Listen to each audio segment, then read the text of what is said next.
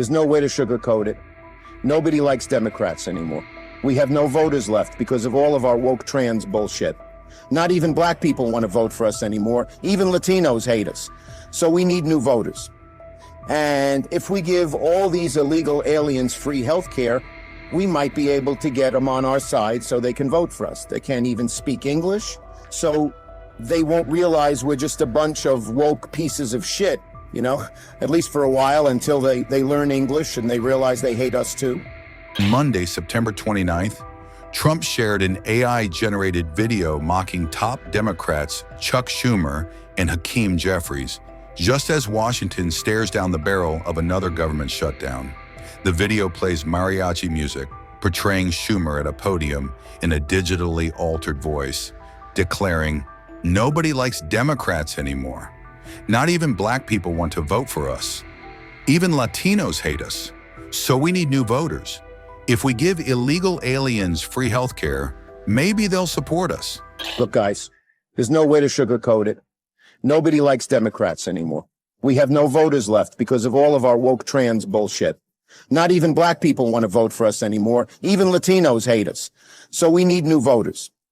And if we give all these illegal aliens free health care, we might be able to get them on our side so they can vote for us. They can't even speak English, so they won't realize we're just a bunch of woke pieces of shit, you know, at least for a while until they learn English and they realize they hate us too.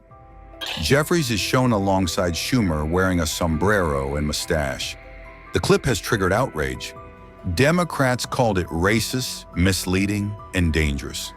Jeffries posted on X, "Bigotry will get you nowhere. Cancel the cuts, lower the cost, save health care. We are not backing down." Schumer also fired back, saying Trump's so-called joke proves he can't negotiate, only throw tantrums. Democrats are fighting to protect the health care of the American people. And we are not going to support a partisan Republican spending bill that continues to gut the health care of everyday Americans. Period. Full stop. There's a Republican-caused healthcare crisis that is causing hospitals and nursing homes and community-based health clinics all across the country, in rural America, urban America, small-town America, the heartland of America, and black and brown communities throughout this country. And that crisis is happening right now. And that's why we believe there is urgency to both keeping the government open, reaching a bipartisan spending agreement that actually meets the needs of the American people in terms of their health, their safety, their economic well-being and quality of life, while also addressing the dangerous Republican healthcare crisis. We laid out to the president some of the consequences of what's happening in healthcare. And by his face and by the way he looked, I think he heard about them for the first time. The closing of rural hospitals. The fact that so many clinics are closing. And I don't know if he knew this before, but the fact that people will pay $4,000 more a year, $400 more a month, close to $5,000 more a year on their health care premiums if we don't do anything. And people don't know what to do. The average working family can't afford that. I told him how I met a mother who was crying to me because her daughter had cancer. And what has happened with health care, with what they have done, she's going to watch her daughter suffer and maybe die. And so he seemed to, for the first time, understand the magnitude of this crisis. And we hope he'll talk to the Republican leaders and tell them we need bipartisan input on health care, on rescissions into their bill. Their bill does not have they never talk to us. Thune didn't negotiate with me. Johnson didn't negotiate with Hakeem. And on the key issues, the Appropriations Committee, which has talked about 3 of the smaller bills, they're good bills, they said the appropriators couldn't agree and said kick it up to the 4 leaders. They still haven't talked. And let me say, we're deadly serious about addressing the Republican-caused health care crisis because it's a deadly serious issue for the American people. Largest cut to Medicaid in American history. Hospitals, nursing homes, and community-based health clinics closing right now.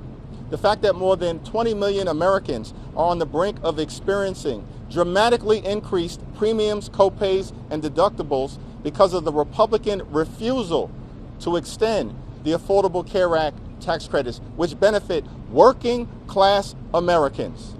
And we pointed that out. I pointed that out. Working class Americans, their health care, that's what we're fighting to preserve, to defend, and to strengthen. But behind the theatrics lies a real crisis. The government funding deadline looms Tuesday midnight. Without a deal by Wednesday, federal agencies could grind to a halt, leaving thousands of workers unpaid. Thank you very much. As you know, we passed the continuing resolution in the Republican House today. It was an amazing vote, actually. It showed we want to keep things going and going properly. It was good for a lot of reasons. The Republicans want to keep government open. But in the Senate, we have 53 Republicans total, and we need 60 votes. That means we need Democrat votes. I want to thank Senator John Fetterman. He wants to keep the country open. We're doing so well as a country. We're doing probably better than ever before. If you look at the stock market and other indicators, we have tremendous investment coming in, record investment coming. Everything's going well, but the Democrats are unhappy about that because they don't want it to go well. I think they actually dislike our country greatly. So they want to shut down the country. They want to have open borders. They want to stop the fighting of crime, where we've been very successful. The D.C., as you know, Washington, D.C. is it's a hot place right now. Everyone's having dinners. They're going out all over. There's very little crime. They haven't seen numbers like this in many, many years. And other places, as you know, we're going into Memphis. We'll soon be going into Chicago. We've already had people out there and in there, and FBI's been there. We've brought the numbers down, but we're going to be bringing them down a whole lot. But I guess they want crime and we fight crime, and it's a pretty big difference. They want to have men playing women's sports. They want transgender for everybody. And if they don't get everything that they want, all these things that they want that are proven so badly, they want to close our government down. We're not going to let bad things happen to our country. We're not going to approve things that we shouldn't be approving. Just today, the House Democrats voted against condemning the political assassination of Charlie Kirk. Who could vote against that? The condemning, all they're saying, please condemn the assassination of a human being. And they said, no, we're not going to do that. Remember this, we had an election a very short time ago. Republicans won presidential. We won the popular vote by a lot. We won all 7 swing states. We won the Electoral College by a lot. We won most U.S. counties in a total landslide. So we won most. It's a very big statistic. We won the counties in a number that I don't believe has been hit before. 2,600 counties versus 525 counties for the Democrats. So the Democrats really should start respecting what takes place at the voter booth. In many cases, it's not a voter booth because they have mail-in voting, which is a very corrupt situation. But despite that, we won in a landslide. And we have to remember, when you win the election, elections have consequences. So we'll continue to talk to the Democrats, but I think you could very well end up with a closed country for a period of time. And we'll take care of the military, we'll take care of Social Security, we'll take care of the things that we have to take care of. A lot of the things that Democrats fight for, which in many cases aren't very good things, will not be able to be paid. So we'll watch and see how they do with that. They'll have to handle their constituents pretty carefully. So we're proud to announce that we won the House. We did fine in the Senate, but we need 60 of us. So we have 53 senators. At the center of the deadlock, healthcare. Republicans claim Democrats want to extend free coverage to undocumented immigrants. In reality, federal law bars such benefits. Democrats say they are simply trying to extend Affordable Care Act subsidies for legally present Americans. Still, Republicans are standing firm. Vice President J.D. Vance predicts a shutdown is likely. Speaker Mike Johnson accused Democrats of trying to make American taxpayers pay for illegal aliens' health care. We've been trying to fix it for the 8 months that we've been in office, but every single thing that they accuse about being broken about American health care is policy the Democrats have supported for the past decade. So if they want to talk about how to fix American health care policy, let's do it. The Speaker would love to do it. The Senate Majority Leader would love to do it. Let's work on it together, but let's do it in the context of an open government that's providing essential services to the American people. That's all that we're proposing to do, and the fact that they refuse to do that shows how unreasonable their position is. I think we're headed to a shutdown because the Democrats won't do the right thing. I hope they change their mind, but we're going to see. I'll let the Speaker say a few words. Thank you, Vice President Vance. I want to thank the President as well. They showed strong leadership today. They invited the 4 leaders over here because the President is operating in good faith, and he demonstrated that very well. The problem is that Chuck Schumer and Leader Jeffries refuse to acknowledge the simple facts. Let's review what the simple facts are. As the Vice President was saying, this is the common sense thing to do. This is the right thing to do. This is the simple thing to do. By way of review, the House is getting back to the way the regular appropriations process is supposed to work. 12 separate appropriations bills passed through the House Appropriations Committee, 3 off the floor. The Senate doing their work as well. All this in bipartisan fashion, by the way. They passed 3 bills in the Senate.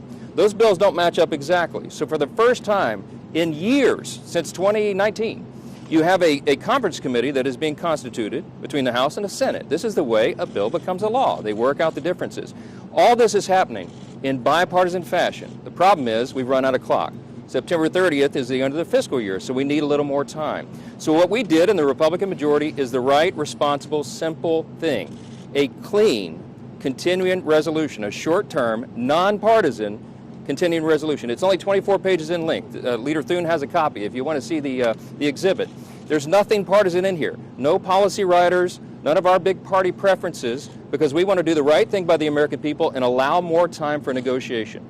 Now, there's a reason that Chuck Schumer and Hakeem Jeffries have come out here, stomped the feet, saying that they can't go along with this. They're trying to bring in extraneous issues. They issued a counter proposal. You should go take a look at what they requested.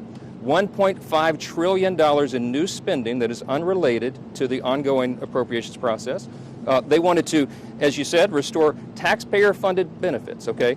Hard-working taxpayers in America, they want to take your funds and give that for benefits to illegal aliens. They want to restore that because we got rid of it. They want to prop up left-leaning media outlets. $500 million they threw in on top of that. $1.5 trillion on a 7-week stopgap funding measure. We're not going to do that. They know we can't do that, and we never have in the past. During the Biden administration, there were 13 threatened shutdowns. The Republicans in the minority did the right thing. We kept the government open. We're simply asking for the Democrats to do the same. Again, I want to thank President Trump for the strong, solid leadership. He listened to the arguments, and they just wouldn't acknowledge the simple facts. I want to thank Vice President here for showing his leadership as well. If the Democrats make the decision to shut the government down, the consequences are on them, and I think it's absolutely tragic. We've never said that was a good idea. We never believed it is. And I want you to remember, when we voted in the House, we passed it out of the House. The House has done its job. We did that almost 2 weeks ago. Every Democrat in the House except one voted to shut the government down. That is the record. And don't forget it. I'll ask Leader Thune to step in here. Well, thanks, Mr. Speaker, Mr. Vice President. This right here, ladies and gentlemen, is what we're talking about. 24 pages. It's a continuing resolution to fund the government through November the 21st. I don't know where they're saying this is some huge partisan thing. This is something we do fairly routinely. And when the Democrats had the majority on 13 different occasions, they had the majority, President Biden was in the White House, we passed continuing resolutions to fund the government. This is purely and simply hostage-taking on behalf of the Democrats. The Republicans are united. House Republicans, Senate Republicans, President Trump. The House has passed a clean funding resolution to fund the government until November the 21st. It's clean, it is bipartisan, and it is short-term. But it gives us enough time to finish the appropriations process, which is the way we should be funding the government.